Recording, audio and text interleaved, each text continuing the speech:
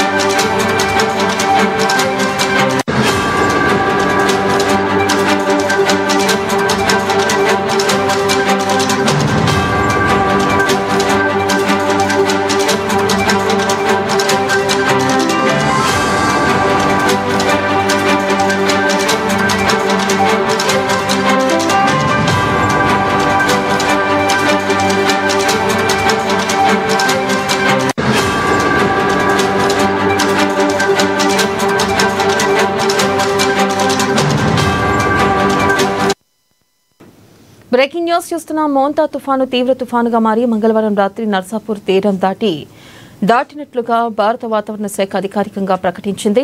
ఇక తీవ్ర తుఫానుగా ఉన్న మోంతా క్రమంగా తెల్లవారుజామున వరకు బలహీనపడి సాధారణ తుఫానుగా మారింది. తుఫాను తీరం దాటే ప్రక్రియ కాకినాడ పరిసర ప్రాంతాల్లో మచిలీపట్నం, కళింగపట్నం మధ్య ప్రారంభమైంది. ఈ ప్రభావంతో ఏపీ, తెలంగాణ రాష్ట్రాల్లో పలుచోట్ల వర్షాలు కురిశాయి. పలుచోట్ల ఈదురుగాలుల కారణంగా చెట్లు విరిగిపడ్డాయి. ఇక అధికారులు నష్టాలు అంచనా వేస్తున్నారు. మోంతా తీవ్ర తుఫాను ప్రభావంతో ఆంధ్రప్రదేశ్ విమానాశ్రయాల్లో కార్యకలాపాలకు తీవ్ర అంతరాయం ఏర్పడింది.